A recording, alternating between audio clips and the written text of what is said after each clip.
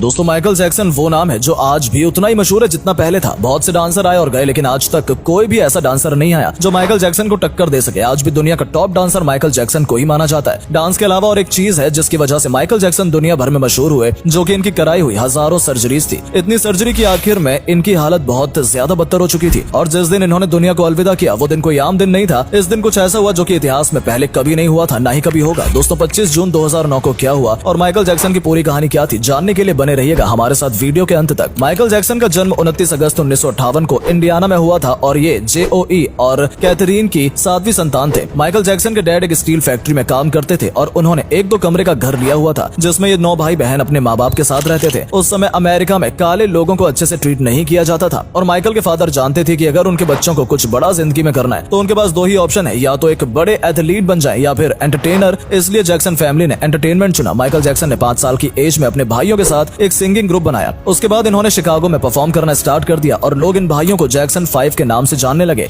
बाहर से खुश नजर आने वाले जैक्सन अपने घर में खुश नहीं थे। माइकल के डैड में बहुत ज्यादा गुस्सा था और वो चाहते थे कि किसी भी तरह से उनके बच्चे उनकी तरह जिंदगी ना जिए, जिसकी वजह से वो उन्हें बहुत मारते थे। यही वजह थी कि माइकल जैक्सन को अपना घर एक जेल की तरह लगता था। जैक्सन 5 ग्रुप धीरे धीरे अमेरिका में बहुत फेमस होने लगा। तो माइकल ने डिसाइड किया कि वो अकेले अपना म्यूजिक बनाना चाहते हैं और लेकिन माइकल की फैमिली चाहती थी कि वो सब भाई एक साथ ही गाएं। माइकल ने प्रिटेंड किया था कि उन सबको एपिक नाम की कंपनी के साथ काम करना चाहिए। उन्हें लगा था कि उनके बाकी के फैमिली मेंबर मना कर देंगे और वो अकेले परफॉर्म कर पाएंगे, लेकिन उनके फैमिली मेंबर्स भी इसके लिए मान गए। लेकिन एपिक में काम करने के कुछ दिन बाद प्रोड्यूसर ने माइकल जैक्सन को द विज नाम की एक मूवी में अलग से रोल प्रोवाइड किया, जिसके लिए उन्हें 3 महीनों के लिए अपनी फैमिली को छोड़कर न्यूयॉर्क में जाना था। माइकल के डैड ने इसके लिए मना कर दिया, लेकिन माइकल नहीं माने और उन्होंने इस मूवी का रोल एक्सेप्ट कर लिया। मूवी तो फ्लॉप हो गई लेकिन माइकल जैक्सन फेमस हो गए। माइकल की सबसे अच्छी बात यह हुई कि उनकी मुलाकात एक फेमस प्रोड्यूसर क्विंसी जोन्स से हुई और क्विंसी जोन्स ने जैसे माइकल की परफॉर्मेंस देखी तो वो समझ गए थे कि ये लड़का एक दिन बहुत फेमस होने वाला है। क्विंसी जोन्स ने माइकल के साथ सोलो एल्बम की जैसे कि ऑफ द वॉल, जिसकी मिलियंस ऑफ कॉपीज बिकी और माइकल जैक्सन ने भी जिंदगी में पहली बार $1 मिलियन कमाए। इसके बाद थ्रिलर एल्बम लॉन्च हुई जिसने ये दुनिया को प्रूव कर दिया कि Michael Jackson best pop star हैं। इसके बाद माइकल ने एक सोलो लाइव परफॉर्मेंस की और पहली बार स्टेज पर मून वॉक किया, जिसे देखकर दुनिया पागल हो गई और यहाँ से उनकी पॉपुलैरिटी बढ़नी शुरू हो गई। माइकल को जितनी पब्लिसिटी मिलती रही उन्हें पब्लिसिटी की और भूख होने लगी। एक वक्त आया जब वो चाहते थे कि हर रोज उनके बारे में कोई ना कोई खबर छपे, जिसके लिए वो तरह तरह की तरकीब अपनाने लगे। 30 की उम्र में माइकल जैक्सन ने अपने लिए एक बहुत ही बड़ा घर बनाया। 2800 एकड़ की जमीन में 13,000 स्क्वायर फीट का घर था जिसमें बड़ा स्विमिंग पूल, 5500 स्क्वायर फीट की एक मूवी थिएटर था और जिसमें टाइगर, जिराफ, हाथी भी थे। यहाँ तक कि इसमें अम्यूजमेंट पार्क भी था। इस घर में माइकल जैक्सन गरीब परिवार से बच्चे लाते हैं और उनके साथ खेलते थे। माइकल का बिहेवियर खुद बच्चों की तरह था, लेकिन 1993 में ईमेल इवान चांसलर ने माइकल जैक्सन के ऊपर आरोप लगाया कि उन्होंने उनके 13 साल के लड़के के साथ सेक्सुअल रिलेशनशिप रखा। चाइल्ड यूनिट माइकल जैक्सन के घर पर आए और उन्हें पूरी तरीके से न्यूड कर दिया और उनकी फोटोग्राफ ली। माइकल को उस बच्चे को $15 मिलियन